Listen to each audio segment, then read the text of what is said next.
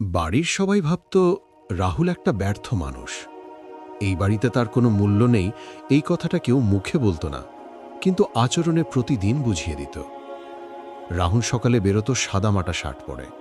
মা বলতেন, একটা ভালো চাকরি জোটাতে পারলি না, মানুষের ছেলেরা কোথায় যায় আর তুই এখনো ছোট অফিসে ঘুরিস।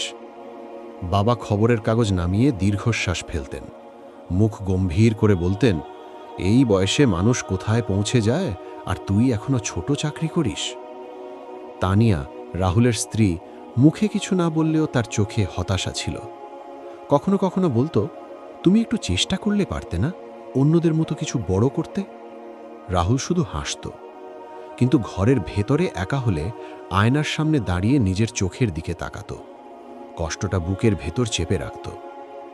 রাহুলের বোন কলেজে ভর্তি হবে, ফর্ম ফিল আপ, ইন্টারভিউ সবই ঠিকঠাক হয়েছিল, কিন্তু শেষমেশ জানানো হলো সিট নেই। পরে জানা গেল ঘুষ দিয়ে অনেকেই ভর্তি হয়েছে। তানিয়ার চোখ ভিজে গেল।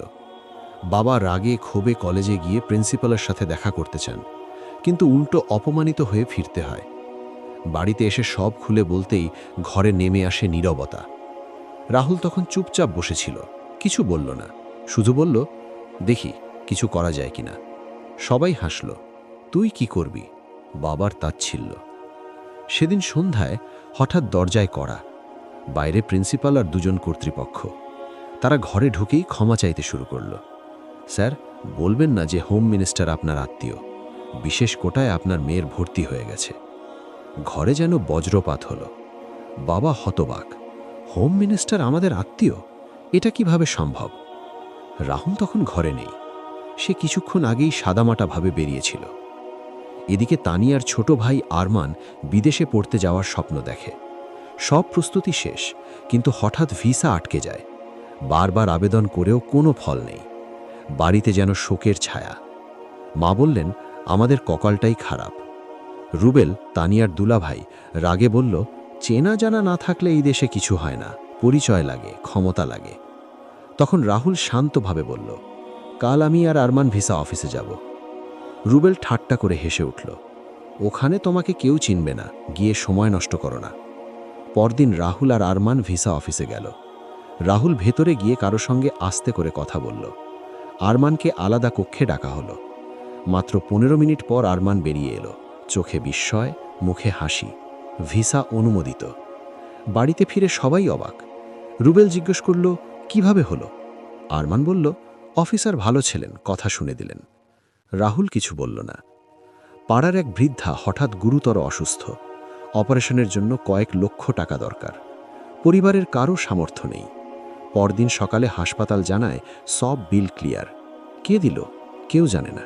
শুধু হাসপাতালের এক নার্স ফিসফিস করে বলেছিল, একজন বড় দাতা আছেন, নাম প্রকাশ করতে চান না। এদিকে রুবেল নিজের ম্যানুফ্যাকচারিং কোম্পানি দাঁড় করায়। ব্যবসা বড় হতে থাকলে তার অহংকারও বাড়তে থাকে। এবার সে সুযোগ পেলেই রাহুলকে খোঁচা দিত, এই অফিসে গেলে মানুষ মানুষ হয়, সারা জীবন ছোট চাকরি করলে হয় না। একদিন রাগ করে তানিয়া বলে ফেলল, রুবেল দুলাভাইকে দেখো কিভাবে উঠে গেছে, তুমি পারো না?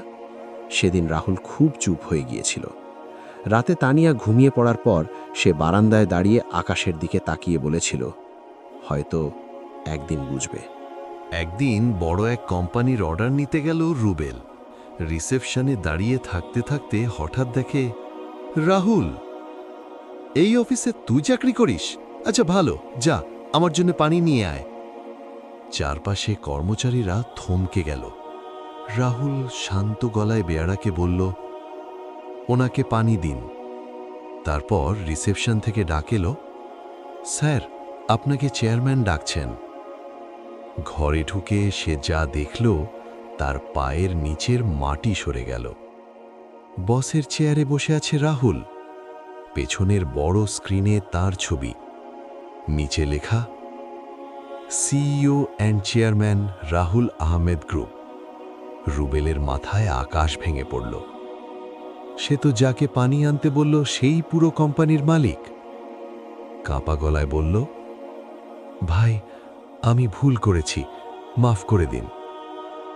রাহুল শান্তভাবে বলল, অহংকারী আর উদ্ধত মানুষের সাথে আমি কাজ করতে পারি না।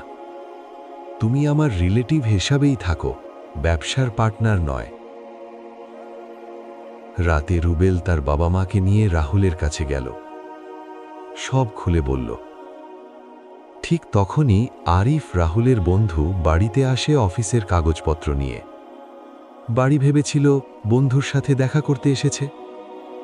আরিফ অবশেষে সব জানালো। তানিয়ার ভর্তি, আরমানের ভিসা, হাসপাতালের বিল সব রাহুল ভাই করেছেন। তিনি শুধু মধ্যবিত্ত জীবনের সুখ পেতে চেয়েছিলেন। সম্মান যেন টাকার জন্য না হয়, ভালোবাসা যেন আসল থাকে। আরিফ আরও বলল, রাহুল ভাই কত টাকার মালিক উনি নিজেও ঠিক জানেন না। দেশে অনেক অনাথ আশ্রম চলে তার ফাউন্ডেশন থেকে। হাজার হাজার গরিব মানুষ সাহায্য পায়, কিন্তু তিনি কখনো নাম প্রকাশ করেননি। বাবা স্তব্ধ হয়ে বসে রইলেন। মা কাঁদতে কাঁদতে বললেন, আমরা তোকে চিনতেই পারিনি রে বাবা। তানিয়া কাপা গলায় বলল, তুমি এত বড় ছিলে আর আমি তোমাকে ছোট ভেবেছি। রাহুল ধীরে বলল, আমি চেয়েছিলাম তোমরা আমাকে শুধু মানুষ হিসাবে ভালোবাসো। যদি জানাতাম আমি ধনী, তাহলে হয়তো সম্মান পেতাম, কিন্তু সেই ভালোবাসাটা কি সত্যি থাকত?